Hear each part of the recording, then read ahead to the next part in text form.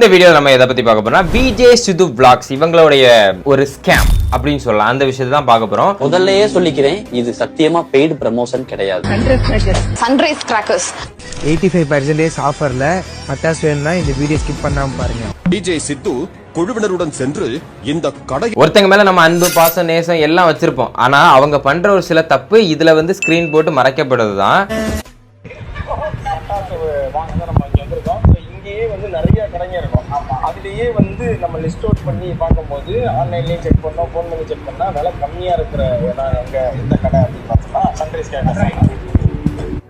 அவங்க இத்தனை மில்லியன் வச்சிருக்கும் போது அட்லீஸ்ட் ஒரு 10 பேர் இதுல பார்த்து ஏமாறதான் செய்வாங்க. நீங்க ப்ரொமோஷன் பண்ணுங்க, அதான் சொல்றேன். பெய்டு ப்ரொமோஷன் அதை தவிர்ப்போம், பெய்டு ரெக்கமெண்டேஷன் அதை கொண்டு வருவோம் அப்படின்னு சொன்னா யாராவது கேக்குறீங்களா? நீங்க பயன்படுத்திட்டு அதுல பயன் இருக்கா அப்படின்னு தெரிஞ்சதுக்கு அப்புறம் மக்கள்கிட்ட சொல்லுங்க. பெய்டு ப்ரொமோஷனை பெய்டு ரெக்கமெண்டேஷனா மாத்துங்க, காசு வாங்குங்க, ஆனா ரெக்கமெண்ட் பண்ணுங்க. அது மக்களுக்கு நல்ல விஷயமா இருந்தா. ஒரு அலிகேஷன் வைக்கும் போது உங்களுக்கு வந்து கஷ்டமா தான் இருக்கும், பட் நிதர்சனமான ஒரு உண்மையை சொல்லிதான் ஆகணும். இந்தியா அது கண்டிப்பா கூட பட்டாசுலாம் வாங்குறாங்க. பட்டாசு எந்த ப்ராடக்ட் இருந்தாலும் சரி, ஒரு பேங்க் நோட்டிஃபிகேஷன் பண்ணி நீங்க வீடியோ போடலாம். என்னங்க ப்ராடக்ட் இது வந்திருக்கு, நல்லாவே இருக்கு, ஏன் உங்களை வச்சு வீடியோ போடுறேன்னா அதை கால்குலேட் பண்ணாதீங்க. ஃபோன் எடுக்க மாட்டாங்க, ஒரு இதுக்கு ஒரு ரெஸ்பான்ஸும் கிடையாது. நான் யார்கிட்ட போய் கேட்குறது, 8000 ரூபாய்க்கு ஆர்டர் போட்டது, ப்ரைஸ் யூஸ் பண்ண கம்யூனிட்டி தான் வந்திருக்கு, என்னோட ப்ராடக்ட்டே கிடையாது. வர இருக்கிறத வச்சு வெடிக்கலாம் பார்த்தா என் ப்ராடக்ட்டே கிடையாது, வெடிக்கிற வெடி கூட கிடையாது. 30 ஷார்ட்ஸாக இருக்கும், 240 ஷார்ட்ஸ் வந்திருக்கு.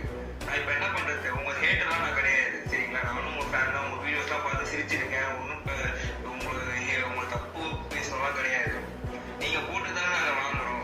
என்னோட வாய்ஸ் ஃபஸ்ட்டாக இருக்கு. இல்லை கமெண்ட்ஸை போய் பாருங்கள், எத்தனை பேர் வந்து கழுவி ஊற்றிருக்காங்க அந்த சன்ரைஸ் கிராக்கர்ஸை.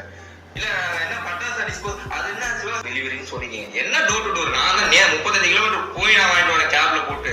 இப்போ நிறைய பேர் இந்த தவற பண்றாங்க. ஆனா மெயினா பெரிய பெரிய ஆட்கள் பண்ணும்போது தான் நிறைய பேர் இதுல பாதிக்கப்படுறாங்க. ஒரு ஃப்ளட் வருது, அந்த ஃப்ளட்ல வந்து ஒரு செட் ஆஃப் பீப்புள்ஸ் இந்த பக்கம் ஒரு 50 பேர் பாதிக்கப்படுறாங்க, இந்த பக்கம் ஒரு குழந்தை பாதிக்கப்படுதுன்னா, இது அந்த பப்பி இந்த டிபேட் வீகன் டிபேட் பத்தி பேசல, ஓகேவா? பாதிக்கப்படுதுன்னா ஒரு டைம், குறிப்பிட்ட டைம் தான் இருக்கு, இவங்களை காப்பாற்றணும் அப்படின்னு இருக்கும்போது அந்த குழந்தைகிட்ட போவீங்களா, நீங்க வந்து இந்த மாஸ் நம்பர் ஆஃப் பீப்புள்ஸ்ட போவீங்களான்னு கேட்டா டெஃபினெட்லி அந்த மாஸ் நம்பர் ஆஃப் பீப்புள்ஸை காப்பாத்தினதுக்கு அப்புறம் தான் இந்த குழந்தைய பத்தி யோசிப்பாங்க. உங்களை 10 லட்சம் பேர் ஃபாலோ பண்றாங்கன்னா அதுல 10 பேர் கண்டிப்பா பாதிக்கப்படுவாங்க. சப்போஸ் ஒரு 10 பேர் பாதிக்கப்படுறதுனால இந்த மாதிரி ஒருத்தர் அதுல இருக்கிறாருங்கிற போது அவர் வந்து ஆதங்கத்தை வந்து தெரிவிச்சிருக்காரு. இவருக்கு வந்து பெரிய லெவல் ஃபாலோவர்ஸ் கிடையாது, இந்த பட்டாசு விஷயம் உங்களை நம்பி தானே வாங்குறேன் அப்படிங்கிற வார்த்தை, உங்களை ட்ரஸ்ட் பண்ணி தானே வாங்கியிருக்கேன் அப்படிங்கிறாங்க. இந்த ரீஃபண்ட் அமௌண்ட் நீங்க இப்ப கொடுப்பீங்களா? இவர் மட்டும் வாங்கல, இவ்வளோ அமௌண்ட் போட்டு என் ஃப்ரெண்ட்ஸ் எல்லாரும் சேர்ந்து நாங்க வாங்கி நாங்க ஏமாந்துருக்கோம், அப்ப அவனுங்களுக்கு நான் என்ன பதில் சொல்றது அப்படின்னு கேட்கிறாரு.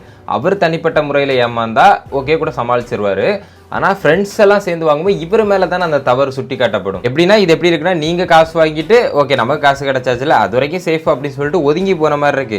இதை பத்தி 2 நாள் பேசுவானுங்க, அதுக்கப்புறம் மறந்துடுவானுங்கிற மாதிரி இருக்கு. உங்களுக்கு சப்போர்ட்டுக்கு 10 பேர் வருவானுங்கன்னு இருக்கு. இப்போ இந்த மனுஷன் பாதிக்கப்பட்டாரு, அதனால வீடியோ போட்டாரு, 4 பேருக்கு தெரிஞ்சு ரீஃபண்ட் வந்துருச்சு. இதே மாதிரி எத்தனை பேர் வீடியோ போட தெரியாம, அது வந்து ஒரு சாமானிய மக்கள் இருப்பாங்கல்ல, அவங்க எல்லாம் தெரியாம எத்தனை பேர் ஏமாந்து போவாங்க. திங்க் பண்ணி பாருங்க.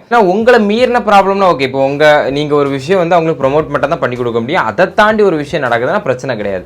ஆனா உங்களை நம்பி 10 பேர் வாங்குறான்ல, அப்ப அவன் வந்து அதனால அந்த வாங்குற விஷயத்திலே பாதிக்கப்படும் போது நீங்க அதுக்கு கண்டிப்பா ஹெல்ப் பண்ணும். மற்றபடி ஏதாவது ஒரு பிரச்சனைனா பரவாயில்ல, இந்த மாதிரி சின்ன சின்ன விஷயங்கள் ஓகேவா, கரெக்டா நீங்க சொல்ற விஷயங்கள் அதுல இல்லைன்னா அப்ப என்ன பண்ணுவாங்க இவங்கெல்லாம்? மக்களே உஷாரா இருங்க. எத்தனை பேர் எவ்வளவு ப்ரொமோஷன்ஸ் பண்ணாலும் நம்ம மேல இருக்க தப்பு தான், நம்ம பார்த்து எடுத்து இவங்க என்ன சொன்னாலும் அதை என்கொயரி பண்ணி நம்ம வாங்கணும். நீங்க நினைக்கிறீங்கன்னா இவங்களை நம்ம நம்புறோம், ஸோ கண்டிப்பா நமக்கு நல்ல விஷயத்தை தான் பண்ணுவாங்க. அப்படி யாருமே இல்லை, தன் குடும்பம் மட்டும்தான் எல்லாருமே பார்ப்பாங்க. அதனால நீங்க கொஞ்சம் உஷாரா இருங்க.